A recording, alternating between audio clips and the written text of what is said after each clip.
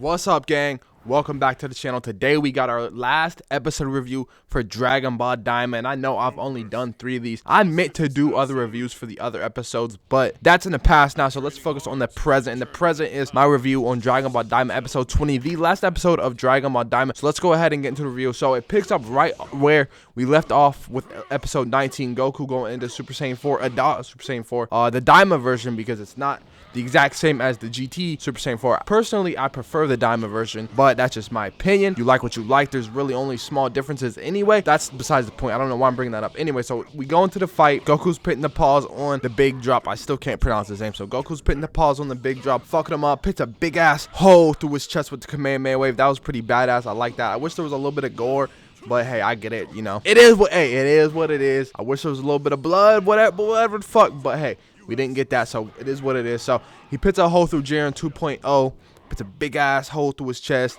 Also, there was a nice frame where like you see like the blue ore oozing off of Kakarot's hands, and that was pretty dope. That was pretty dope as well. Animation in this episode, beautiful. Animation in this episode, beautiful. Choreography, beautiful. They was going at it. Super Saiyan 4 Goku was putting a pause on him. I feel like this is the first time we've ever seen a actual transformation put in some good work besides regular Super Saiyan and Super Saiyan 2. Like, I feel like those are the only 2 forms that we've seen like kind of really beat an enemy. I feel like Super Saiyan 4 accomplished that in this particular episode. I feel like Super Saiyan 4 Goku was really winning that fight. He really did what he was doing. But that third eye is fucking powerful because the big drop, he was coming back. He was healing himself. Piccolo tried to get in there, sneak in. It didn't work out too well for him. He got fucked up. Piccolo got kicked back and in. Majin Buu out of nowhere, MVP move. Boom! Smacked the big drop in the back of the head like you hit him with a steel chair. Boom, boom, boom. Smacked him 3 times. Then the third eye pops out. And that is the end of the climax. That's it. That's what happens. I'm pretty okay with that. I like Majin Buu coming in with the save because I feel like throughout the series, he didn't really have any big moments. It was really Majin Buu that was putting in work and throwing hands. Majin Buu was kind of just there doing his thing, being funny with his cool personality and shit like that.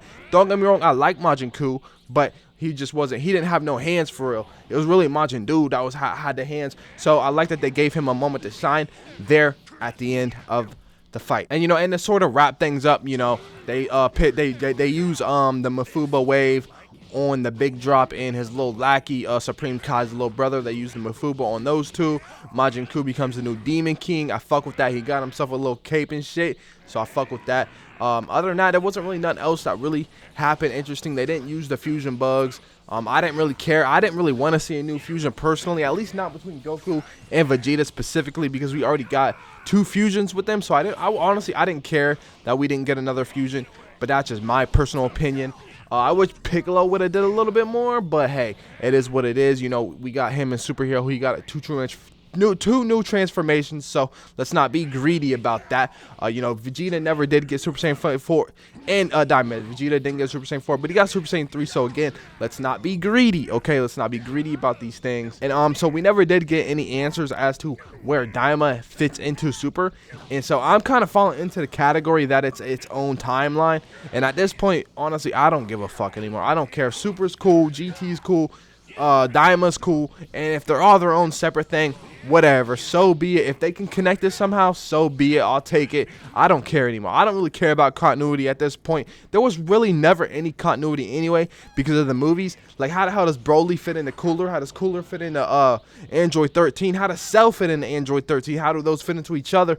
It doesn't. There's so many different things going on with Dragon Ball now. It just doesn't matter. If you want continuity, just go from Dragon Ball Z to Dragon Ball Super. I mean, that's the most canon thing we have. Daima and GT, I don't know. Just consider them separate storylines.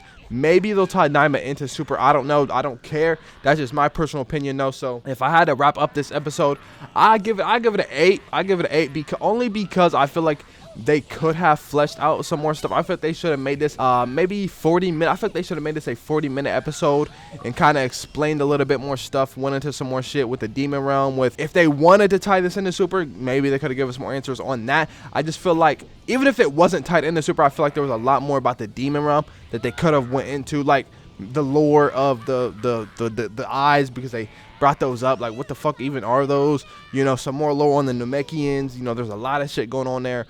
You know, they kind of hinted at Saiyans being direct ancestors of the Majins, or the Majins being direct ancestors of the Saiyans. They could have went into that. I would have appreciated something like that, but that's not that big of a deal. So I'll rate it an 8 out of 10. I'll rate this 8 out of 10. I do kind of feel like that ending, like the very ending, like the after credit scene, was kind of hinting at a movie, like a movie taking place in the Daima universe. So maybe we'll get answers as to how Daima ties into Super with a Daima movie. I don't know, but I do kind of feel like that's what that ending was hinting at. All in all, though, I think it's a good show. I do. It kind of starts out slow, and I kind of don't really care for the mini character designs. I'm gonna be honest.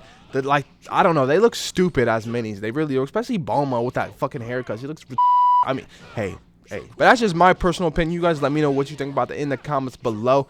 If I had to put this up against Super and GT, the successors of Dragon Ball Z, honestly, I don't know, man. I mean, Super had like very low lows. Like, let's just be honest here. Super had very low lows. Dragon Ball Daima, on the other hand, didn't have very low lows. It was just kind of slow. GT is kind of just, it's kind of mid all the time. Like, I feel like GT didn't have any high highs or really any low lows. I feel like it kind of just stayed like mid as fuck the whole entire show. So I would put GT last. I'm gonna put Super second, and I'm gonna put Daima first, just because I feel like Daima's highs are a lot better than Super's highs, and I feel like Super's lows are a lot worse than Daima's lows. So that's how I'm rating my Dragon Ball Z successors, based on that kind of scale. With that being said, like I said, I give it an 8 out of 10. Make sure you guys hit that like and subscribe button. You want to see some more Dragon Ball and just some anime games in general. And I'm out. Peace.